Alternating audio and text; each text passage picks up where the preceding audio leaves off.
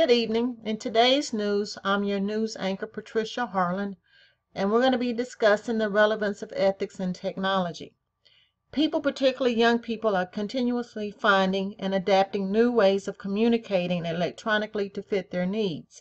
According to a recent study by Pew Research, 24% of teens go online almost constantly. This is facilitated by the wide availability of smartphones. 92% of teens are reportedly online daily. Facebook is the most popular and frequently used social media platform amongst teens. However, they're also using Instagram and they're using Snapchat as well. Note to texting in the classroom. About 100 students at a South Carolina high school walked out of class on Friday to show support for a school resource officer fired after a video showed him throwing an uncooperative female student across the floor.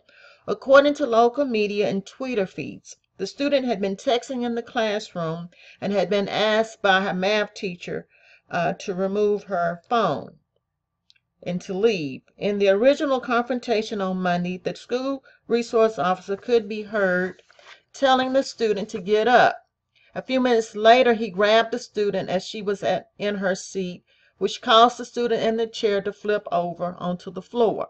The school resource officer was then seen dragging the student for several feet and restraining her on the floor. Several students recorded the incident on their smartphones. The U.S. Department of Justice has launched a civil rights investigation into this incident. In other news, the University of Louisville is apologizing for a photo that went viral showing the president, James Ramsey, posing with his staff wearing stereotypical Mexican clothing and sombrero. The Courier-Journal reported that these individuals wore bushy mustaches and rattled maracas as they posed for the photo. The photo was taken on Wednesday afternoon at an annual Halloween luncheon for Ramsey and members of his staff at a mansion owned by the university, according to sportsman John R. Kerriman. The photo began to make its rounds on social media on Thursday, sparking outrage and bewilderment. A university student newspaper, the Louisville Cardinal, published in an article on Thursday afternoon criticizing the presidents for his stereotypical costume. Don't dress like a culture. They aren't costumes, they are people, the column read. Who's really taking this test anyway?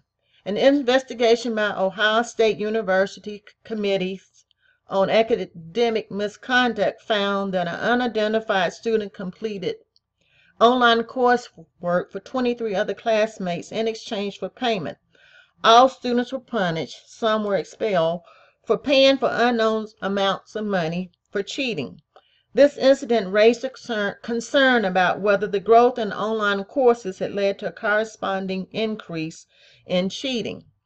In a study of 635 undergrad and grad students from a mid-sized university in Appalachia, two researchers at the Marshall University in Huntington, West Virginia, found that 32% of students admitted to cheating in a live class, while 32.7% admitted to cheating in an online class at some point while in college. This research also found that students taking online courses are more likely to have someone else give them answers during a test or a quiz. So in order to understand these issues, let's give clarity to the terminology of ethics and morals. Ethics is a basic concept and fundamental principles of decent human conduct. It includes the study of universal values such as the essential equality of all men and women, human and natural rights, obedience to the law of land, concern for health and safety, and increasingly also for the natural environment. Morals, on the other hand, is concerning or relating to what is right or wrong in behavior. It's based upon what you think is right and good. So as we review the source of these two principles. Ethics are external standards that are provided by institutions and groups, cultures. For example, lawyers, teachers, policemen, doctors, they all have to follow an ethical code laid down by their profession, regardless of their own feelings or preference. Ethics can also be considered a social system or a framework for acceptable behavior.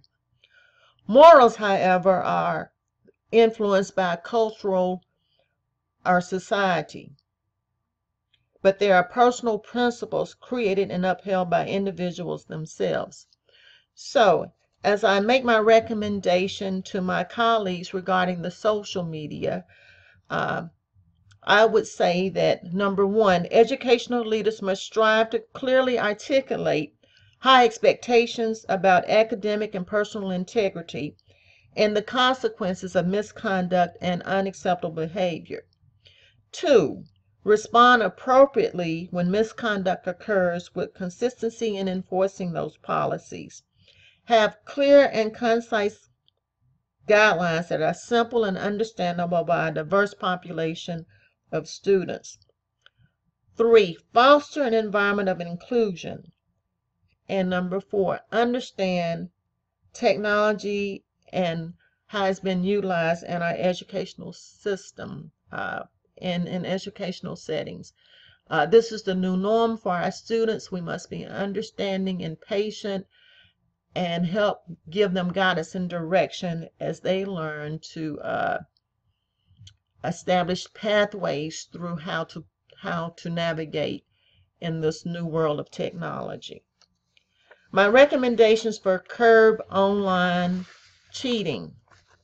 Based upon the research, some universities have partnered with companies that specialize in online exam proctoring. Online proctoring have certified proctors that monitor students during the exam through webcam and screen sharing technology. In order to identify the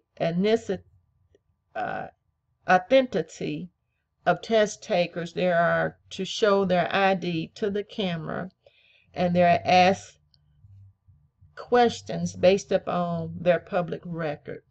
So hopefully some of what I've shared with you as it relates to ethics and technology will be helpful.